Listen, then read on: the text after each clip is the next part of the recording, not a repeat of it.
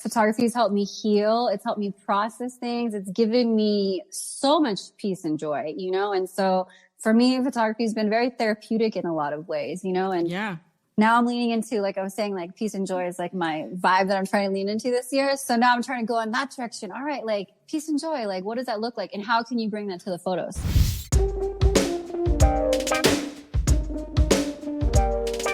Welcome to the Nopalera podcast, a place where I share the journey of building my company from the ground up, as well as the stories of others in our community. I am your host, Sandra Velasquez, founder of Nopalera, a culture-forward brand that celebrates and elevates culture. Aside from making great products, we are cultural storytellers with a mission to inspire our community to stand in their worth. In this podcast, you will hear a mix of solo and guest episodes around the entrepreneurial realities of building a company. I launched Nopalera from my Brooklyn apartment with no outside funding while working 3 jobs, raising my child in the middle of the pandemic at the age of 44. Thank you for joining me on this journey. I hope it inspires you to live boldly. Amanda Lopez is a Mexican-American portrait and lifestyle photographer based in Los Angeles. Her father lent her his camera at the age of 17, and photography soon became her savior. Whether she's on assignment or photographing members of her family or friends, Lopez's camera eye looks for the balance of beauty, strength, and tenacity. I am so honored to share Amanda's story today on the Nopalera podcast. I consider her one of our closest collaborators here at Nopalera. Every single photograph that you see on our website or on our socials was taken by Amanda. And I actually reached out to her even before launch because I knew that she was the right person to tell the story of Nopalera through her art form. If you are looking for an amazing photographer, visit the link in the show notes to contact Amanda. And without further ado, let's dive into her story. Hey, Amanda. Welcome to the Nopalera podcast. How are you? I'm good. Thank you so much for having me. So excited to talk to you because I, as you know, have been a huge fan of your work. I basically Instagram stalked you, right, for many years. And that was when I was a musician and I was, going to hire you to take photos of me and my bands. And then I created Nopalera and I was like, wait, I still want to work with you. I just admire what you have created. I feel like you are a true artist with your craft. And I want to dive into your story and go back to the beginning and really learn about, because I actually don't know the story either, right? I only know the amazing Amanda Lopez photographer who I know now in this modern era. But take us back to when you were first starting. My first question is, did you always know that you were going to be a photographer? I always liked art. When I was little, my mom was, I don't know if she was conscious or maybe she also likes art, but she would always take us to museums. There was these set of books that I really liked about all these modern artists, like Van Gogh and Picasso. And she'd buy me these kids' books of these painters. And I was always really interested in that. And she put me into oil painting classes when I was a little girl. And I really liked it, but I was a little frustrated because I wanted to be a realist painter and I didn't have those chops. And maybe they take a long time to develop or maybe they come naturally. I don't know. But either way, I didn't have the patience for it. So I was like, that was disappointing, but I still really liked art, And then in high school, I went to a performing arts high school and they had a bunch of cool art electives. That's why it bums me out when arts get cut in school, because if it were not for that art education that I had in high school, I'd probably be not a photographer, because I took a photo class in high school, changed the whole trajectory of my life. I had a photography teacher who super believed in me and was like, you got to do this, helped me in any way that he could. And then I realized, you can study this in school, So when I graduated, I was like, all right, I want to go to college and study photography. And all of those things, from a little girl to taking those oil painting classes to having that photo teacher in high school who was like, go girl, those all helped me. And if I wouldn't have them, I probably wouldn't be here right now.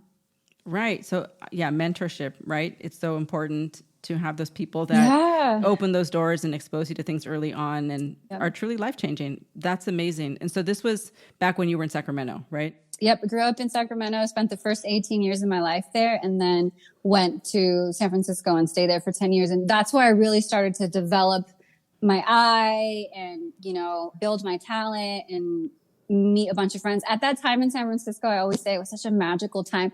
every single person I knew was an artist, whether it was musicians, painters, graffiti artists. We were all trying to make something happen. We were so young, but just trying to make it happen, like hustling our little butts off, And so that was really a pivotal point in my life. Yeah, those early years are so crucial to like building the resilience of being an artist. Yep. Obviously, being an artist, as I know, and this is not a 9-to-5 job. So you're not getting a paycheck every Friday or every 2 Fridays. So what are you doing as you are like, now you're in San Francisco and you are trying to make things happen? What else are you doing to survive at this point? You know what? I always feel really lucky because all of my 9-to-5 jobs, for the most part, have all been art related. So I was working at a gallery in San Francisco, Galeria de la Raza. I love that place. Yeah, I worked there for a long time. I worked at a photo studio. I was shooting editorially. I was doing anything I could to survive. And luckily back then, rents were cheap and, you make do. Yeah. Yeah, I've always been really lucky to be able to kind of have those kind of jobs that kept me inspired and interested, like I'd work all day at a studio, 7 a.m. to 4 p.m, and I'd come home and like grind on my own stuff, Yeah, that's awesome. Yeah, and San Francisco is a perfect place for that back when it was like an artist town before we got taken over by Silicon Valley. Yeah, San Francisco is so special. I haven't been back in a long time, but man, in the early like 2000 to 2010, oh, it was cracking. So good. Totally. And so tell me do you remember the first actual gig as a photographer? Do you even remember where you were paid money? Like you were hired to be a photographer and someone paid you money and they probably didn't pay you enough, I'm assuming. You know what? I actually do. It's funny that no one's ever asked me that before, but I do remember this woman hired me to shoot some family photos. So I went to her house and photographed her and her husband and her kid. And my boyfriend at the time, I think, was my assistant. I was like, come on, like, I need you to hold the reflector, I'll take you out to lunch after. And that was my first gig. And I remember being so nervous, like so nervous, like, oh, I hope they like the photos. I hope I'm doing this okay. And then, the imposter syndrome comes in. I'm like, oh, I'm so young. Like, do they know, like, I don't have that much experience? Like, so all these things are like floating through my mind. But as I've gotten older, I realized you got to kind of get over those humps. Yeah. In my experience, like when things are new that, they can be a little scary, but you just got to get over the hump. You do it enough times. Yeah. And it's fine. So you're like, I survived. It was fine. They like the pictures. Let me do it again. Right? 100%. Yeah. So did you always know that you were going to be like a portrait photographer? Because I feel like, and correct me if I'm wrong, that's really what you are most known for is your portraits. Like they're stunning. You tell these beautiful stories. You capture people's souls with your portrait photography. And is that what you wanted to do? Or did you kind of fall into that? No, I knew because I took a bunch of different, in college, you have to take a bunch of different classes. And I took a photojournalism class and I knew right away, oh, that ain't it. And then I thought, oh, maybe I have to be a wedding photographer, because the other thing is, you talked about mentorship earlier. And the other important part too is not only having mentorship, but also having representation. And there was no one I could ask, how do you become a professional photographer? Like nobody in my family was like, oh, you could do X, Y, and Z. Everyone was just like, go Mihai, like we got your back. I can't help you in that way. We're so proud of you. Yeah. Yeah, exactly. But, go do you. And so really trying to figure out like, how am I going to do this? So like having that representation is really important. And for me, it came down to me seeing like there's a handful of Latino artists who like were really influential in my work. And when I saw their work, something like went off in my heart. And I was like, oh, that's it. Portrait photography. And so I tried a bunch of different things and just kept coming back to like, my favorite thing is working with people, seeing what we create, making something that both people are proud of, And so, yeah, people like early on, I kind of figured it out. I would say like in the first year, that I went to college, I was like, oh no, editorial, people, portraits. That's what feels really good to me. Yes. I think it's when you really find your lane and what you love, it reflects in the work because your portraits are stunning. I mean, that's how I discovered you. I was like, who is this person taking these photographs of these people? I had never seen, honestly, anything like it. Because again, talking about representation, right? Yeah. Who's capturing our culture? Yep. Who's taking photos of us? It has to be us, right? Yeah. Yeah. Okay. So then you're like, great, I'm going to be a portrait photographer. You're in San Francisco. And how do you start getting publication gigs, like bigger gigs? Like, are you reaching out? Are people finding you? Like, what's kind of the trajectory, right, of how you're getting this career off the ground? Yeah. Well, first I would say it was a slow, long burn. I feel like 20 years later, I'm finally in like a cool place, you know? In the beginning, it was just like emailing every single person I could, like, hey, this is my work. I'd love to shoot for you. I was lucky in the first couple early years, like some of my friends were writers, so they needed photos for their projects. Mm-hmm. A lot of my friends were musicians. And so, we did a lot of photos with them for like their band stuff. And then those things would get published.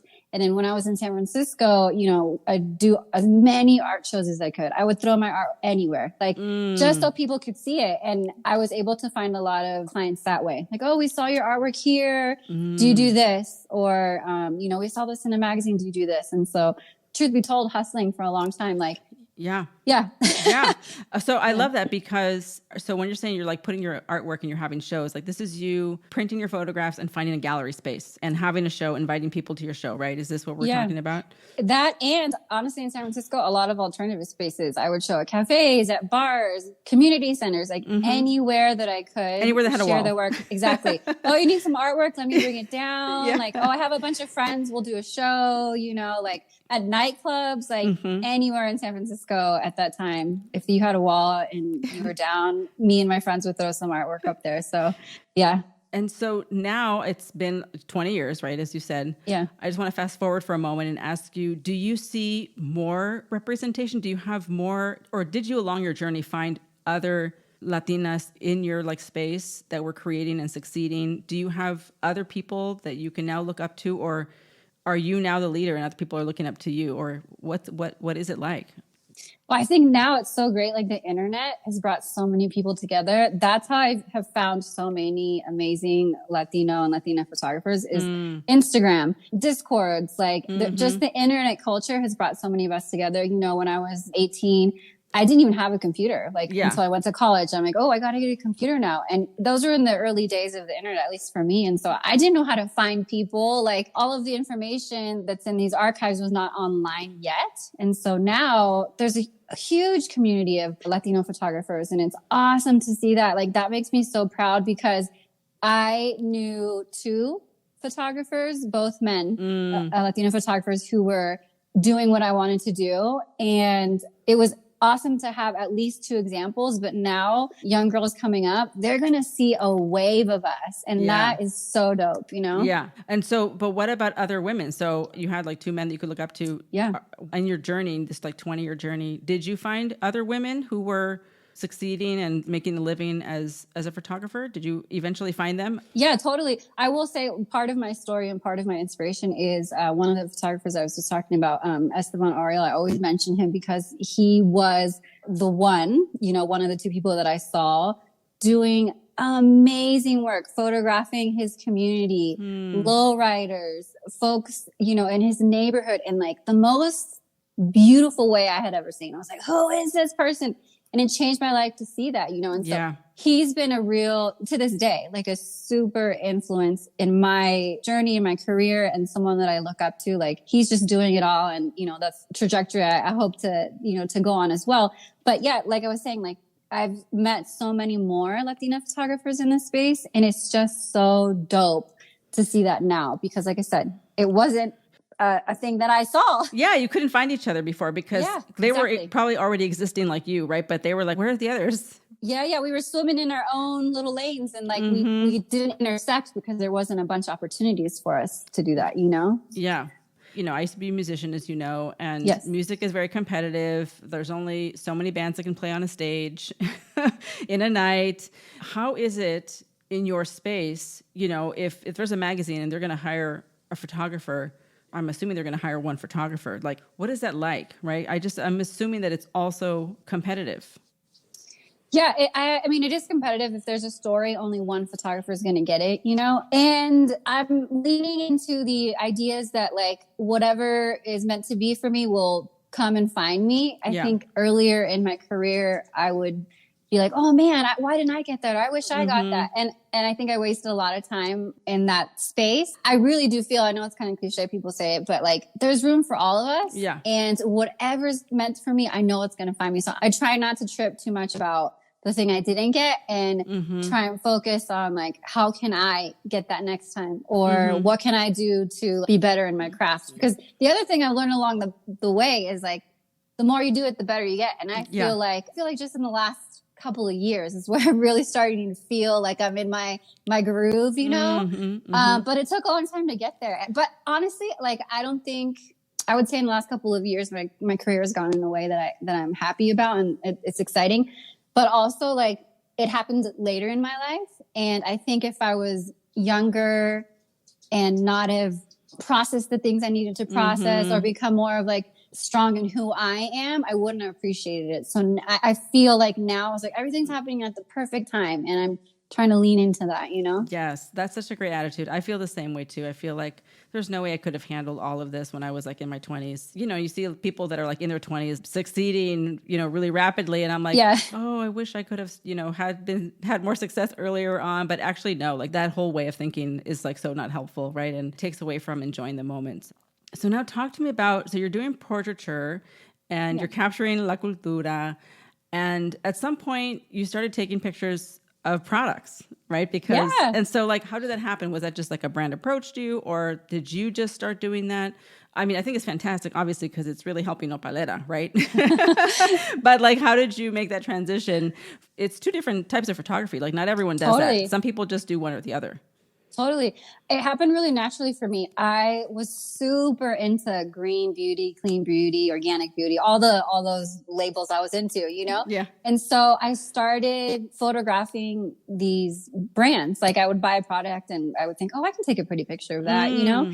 And then I started an Instagram account with just clean beauty photos. Like I totally separated it from my portfolio work. Yeah. It has kind of a different look. It has a slightly different look. Yeah. Yeah. So I separated it and then I just like liked it. And I kind of surprised myself because I'm such a people oriented photographer. I was like, this is really interesting that I really like this. And I think it just helped that I really liked the brands that I was taking pictures of, you know, and slowly people would reach out to me and I would do product photos for them. Or sometimes people would send me products and I thought that was so cool. I'm like, oh, I'm getting some free products. I, just got to take some photos of them. Yeah. And so I slowly started to like transition into doing like more product photography and have been so lucky to work with such dope brands, like, and primarily Latina brands, which has been like so beautiful. You know, it's been so nice. I love it. I love when I see other like Viva Cosmetics or just like other like friends that you're doing their photos. It just makes me so happy. You know, I'm always like, hire Amanda. Oh, thank you. I appreciate that.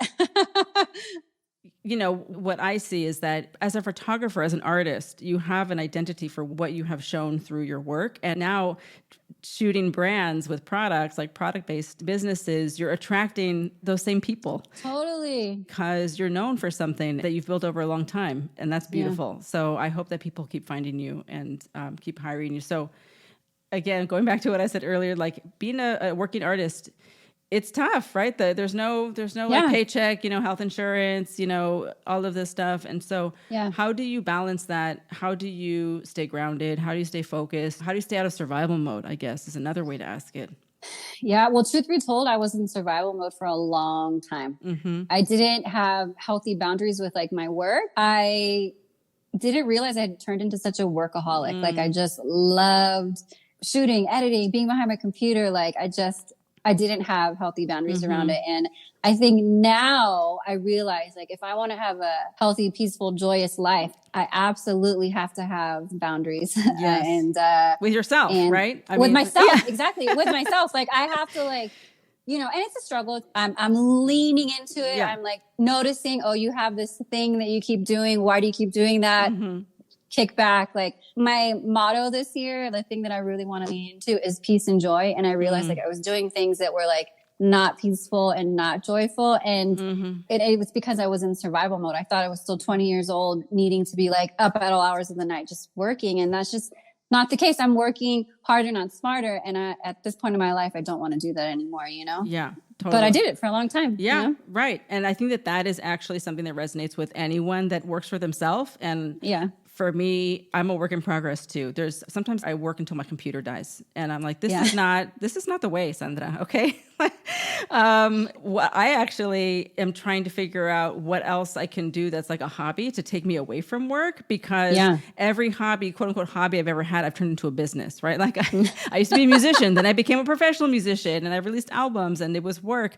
And then I started making soap as a hobby, and then I turned it into a business. And so I need a new hobby. So what do you do, Amanda, to unwind? That's something that's not photography. I like to read. I like to read books. I love a magazine. Oh my God. I was so bummed when like the Tower Records in my hometown closed. Oh my God. It hurt my heart. But I love magazines. I love books. I just started exercising again. I haven't exercised for like since the pandemic, really. Like everything kind of went out the window, you know, and that's been making me feel really good. Like I've only been exercising for a week, and I can really feel the endorphins kick in because they've been dormant for a while. Yes.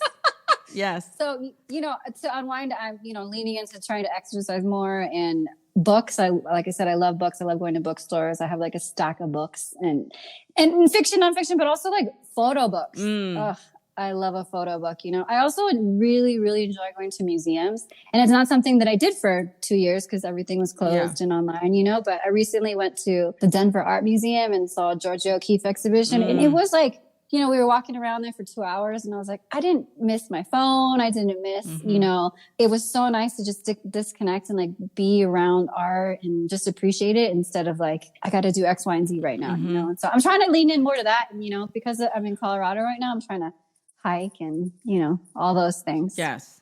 So do you put a boundary? Like for me, I'm trying to stop working at a certain hour. But I know as a photographer, sometimes like you even work for like in the television and film industry, and those days are long, right? So obviously you have to kind of go with the flow there. Yeah.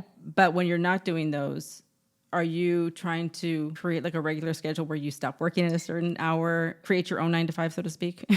Yeah. I'm trying to be like dinner time. It's dinner time to put the computer away, time to just chill out with my partner and go for a walk with our dog. And like, that's it. 'Cause the one thing that I'm really understanding more and more is like the work is always going to be there. Always. Like tomorrow is another day. There's going to be 10 more things that you want to get done. You might only get done a few. That's okay. Do it tomorrow. Like keep rolling it over, you know? I love a checklist. And so sometimes the checklist person in me is like, oh, I just got to do this one more thing. But I'm really trying to lean into like tomorrow. It's okay. Like it's dinner time. The world will not end. Right. Exactly. I know I often say we work in beauty. There are no emergencies. We are not EMTs. Oh, I like that. Okay. We are not EMTs. We are not deployed overseas. So we make soap. It's fine. Oh, I love that. That's good. So people that are like product-based businesses, like other brands like myself, and, you know, people that listen to this podcast who are other beauty founders, we're often striving for something. We're often striving to get into this retailer or to hit this revenue goal or we're just always striving for something, I feel like, you know, most of us. Yeah. So, but as a photographer, do you feel like you're striving for something? Is there like, oh, when I get into, I mean, you're already in the Smithsonian, so like you've made it, right? Well, I'll tell you what, that did feel pretty good. I was like, never in my wildest dreams. I thought maybe when I'm dead, you know, like, so that was really dope. I've been thinking, you know, as I enter this new decade of my life, like I've been thinking a lot about legacy, you know, and like, what do I want my legacy to be? Like, what will happen to my work when I'm not here, you know? And I don't know. I'm still figuring it out. You know, I think some of my personal goals, you know, would be to, you know, produce a book of my photos, you know, in the future. Yeah. To be in more galleries. You know, I always say that like, you don't need anyone else's validation as long as you're happy doing what you love and you're happy about the work. But it does feel nice to be acknowledged by your peers. And so, you know, I think another thing that I'd love to happen along my journey is to be acquired by other museums, like to be recognized as a talented photographer, but specifically as like a Latina photographer, because like, as we were talking about before about representation, like, you know, it's so important. Like I just learned just a couple months ago, and I learned it as a 39-year-old, that the first person in California to take a picture was a woman, a Latina. And no one ever told me that. Like, so to read that in a book, I was like, wow, like we have such a legacy in photography. And I feel like we're just kind of barely scratching the surface on all of the amazing talent in the industry, you know, like. Yeah. it's exciting to be around that. And, I hope that my name will maybe one day somehow, some way show up in one of those books, as a timestamp, like she was here, she did this was her contribution to the art, Yes, it absolutely is going to be in a book, and you absolutely should have your own book because your portraits are stunning. I mean, they're works of art. Do you sell prints? Sometimes I do, like if someone is requesting a print, like I'd be happy to make a print for them. I haven't shown my work regularly for a little while, because of the pandemic. And then I hadn't been working on personal things until kind of recently. And so I actually do have a body of work called Guadalupe that explores so many things. I feel like it explores like my relationship to the church, my relationship to my family, like what does it mean to be a woman? And like I created this body work that I'm really proud of, and I hope to be able to share it soon and make prints available and things like that. But at the moment, it's kind of just like if someone asks, then, sure. But okay, it's not something I've like actively been doing. Okay, because I would like to own a print. Oh, okay. I would like to own a print, or a couple actually, because they're stunning. Thank you.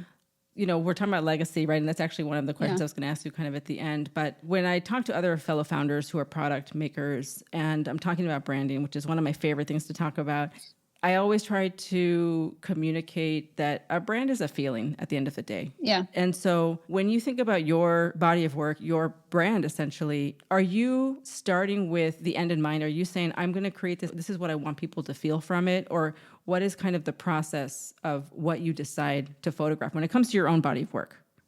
Sure. Yeah. I think it's subconscious, but I think one of the greatest compliments you can get as a photographer is someone saying, oh, that looks like a Amanda Lopez photo, and I think for me, what that means is like something that's really heart centered. The photographer I mentioned earlier, Esteban Oriol, when I saw his work for the first time, it just blew my mind how beautiful and heartfelt and heartbreaking his photos were, going into, sessions. Like my hope is always to be able to create something that just has a lot of feeling behind it, Yeah. And so maybe you feel it, maybe you don't, but that's always my kind of intention, is to have some emotion behind it, to have a longing, a sense of like, strength and confidence, and maybe it's just a tinge of sadness, like the human condition, but just like, I see that in your work. But joy too. Yeah, I see that. Yeah. I see that.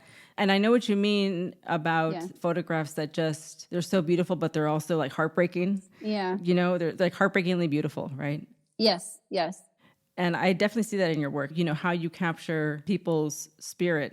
You're telling a story in a photograph, which is, to me, my mind is blown because it's such an art. Thank you. You definitely need to have your own book. I can't believe that you don't already have your own book, actually. I've made like little zines in the past, but I want like, coffee table book. Yes. That you see at like, a beautiful bookstore and you're like, I want that one, Yes, 100%. Yeah. I see that. Do you know off the top of your head how many photos you have taken that you have published? Published? Yeah, not the ones that are like stuck in the camera, but... I've been doing this for a long time. I started taking pictures when I was 16. I'm 40 now. And I've been taking, when I go on a photo session, it's not unusual to get thousands of pictures, From those thousands, maybe I'll pull 10 or 20. I don't know. Hard to say. It'd be an interesting thing to look into, but I've taken a lot of pictures. Do you prefer the portraits over like products? I'm going to assume yes, but you tell me. Well, not necessarily. Like, here's the thing. I've gotten to work with such awesome brands, like doing product photography. Like, you, best client in the world. Oh my God. You're so awesome. I'm not paying Amanda to say this. Okay. You're like the ideal client because you know my work and you trust my vision. And that feels so good to work with a client that was like, oh my God. Yes, what you do it here. Like, that's like the best. Oh my God. I just got chills because that's how I feel about you. I feel like, thank God Amanda exists because I can just give her these products and she's going to know exactly how to tell the story. I don't have to explain anything to her. Literally, I have to give you no direction. Like, no direction is needed because I trust you 100%. So thank you. And I feel it. And it really makes like such a difference. It's such a joy to like work with you. And, I've gotten to work with Viva. It's such a joy to work with Leslie and Joanna. Like, I love them. Same thing, they're like, here's like every brand, they have the things that they want to get done and accomplish in their color stories. Yeah. And it's perfect. I love it. And it's just like a easy merger of their decisions, my photos, and they all come together so perfectly, and I've just gotten to work with so many awesome brands like that. And I feel lucky because That's something that I learned later in life. Someone asked me once, like, oh, what is your ideal client? And I was like, well, in the past, it's just anyone who wants to pay me. And then they're like, no, that's not an ideal client. And when that question was asked of me, I was like, wow. And it gave me something to think about. And like, oh, that's great, because it's important to know those things so that you know what you can make room for. And then just to have those metrics, you're like, oh, this doesn't really align. Maybe this isn't like a good fit, And so. Yeah, absolutely. You're so good and you're old enough and experienced enough that you don't have to say yes to everything if it's not aligned, Yeah, totally. It feels good to know that and to lean into that and to know like, that's not what you're doing anymore. You're doing X, Y, and Z. Yeah. And you got to make room for those things that you want in your life. If you take everything, then there's no room, right? Totally. It's you're really just getting to know yourself, right? Yes. I feel like that's what photography has been for me. Like an exploration of things that I can't articulate with words. Photography has helped me heal. It's helped me process things. It's given me so much peace and joy, And so for me, photography has been very therapeutic in a lot of ways, And yeah. Now I'm leaning into, like I was saying, like peace and joy is like my vibe that I'm trying to lean into this year. So now I'm trying to go in that direction. All right, like peace and joy, like what does that look like? And how can you bring that to the photos, Yeah. I want peace and joy too. Yeah. All right. So now I just want to go into our rapid fire questions here, Sure. some of which we've already touched on, but I'm going to ask you again. So the first one is, what is the best piece of advice you have ever been given? Well, the best piece of advice I've ever been given is to set up boundaries, like we talked about. It really has changed everything for me. Like, I come from a gigantic Mexican family, and I didn't realize until later in life that we had such blurred boundaries with like everything, family, like interpersonal relationships. It was like, the boundaries are not good. Like my aunt could call me at 3 a.m. We would get up out of our bed. We would go see what my aunt needed. And that's a nice thing, but like, it's also like, it can be taxing when you have a gigantic family and everybody's doing that to each other. Yeah. I really had to learn boundaries. It just makes everything peaceful, Yes. Oh my God. Boundaries. I wish that they taught that in school, but they don't. Boundaries in finance. Right? Boundaries. Oh my Yes. God. Yes. Yes. I always say that. I'm like, I wish they taught me financial literacy in high school, because not every family is going to teach you that, And so. Yeah. Not all of us inherit like a financial advisor. Totally. I did not. God, wouldn't that be nice? I would have killed for one. I know. I'm learning, like I'm trying to catch up over here, And so the second question is, what does success look like to you? Success looks like to me, I feel successful because I'm doing what I love professionally. That feels very successful to me. And also I'm in a space in my life now where success also looks like having peace and joy with all of the people in my life, like my family, my friends, the people I work with, like that also feels really successful. Like, everything is just as it should be. And, I worked for a long time in like a few high stress jobs that really took a toll on me. And I just can't imagine being in that position now. So to not be in that position feels really good. And so that feels successful. Yes. Protecting the peace. Yes. What does your perfect day look like? And you know what a perfect day would look like? Because, COVID times I haven't seen some of my friends in years. I haven't been to a wedding in years. I haven't been to a party in years. My perfect day, honestly, would be going to a party with my family and friends, like some music, some drinking, some hanging out. I would kill for that right now. I would love that, Do you have any parties on the horizon? Well, my friend of mine is getting married in October. Okay. So I'm excited for that because it's been so long since I've seen like my core group of friends all together. Like we just haven't been together in a long time. And so that'll be a perfect day, I think. Okay, awesome. I love your answer because if you've heard past episodes, I feel like people always say what they're going to do when they're working. I'm like, that's your perfect day. It includes work because mine doesn't. So I love that you're like, I want to hang out. Yeah, I want to hang out with like some music and some food and people that I love. Drinks. Yeah, and some drinks. Yes.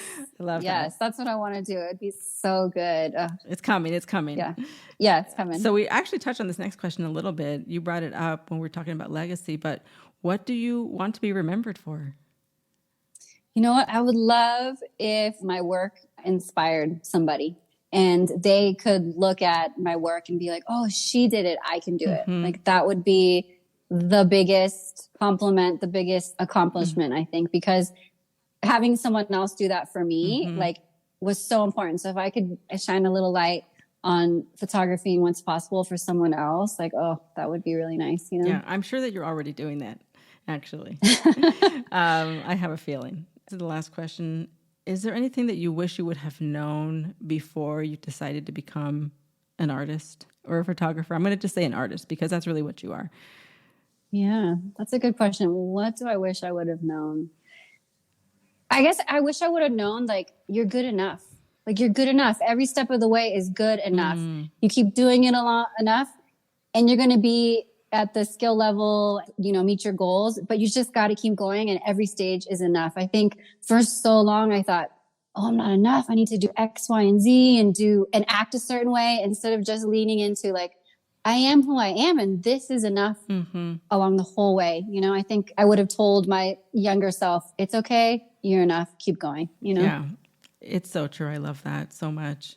We spend so much time in our youth thinking that we're not and trying to make up for it. And then later on, we're like, oh, wait, I did it. Yeah. I did that. Yeah. I did that. Well, Amanda, thank you so much for sharing your story. I was so excited to talk to you and learn about your story because I've never had a chance to hear it from you because we're always busy working.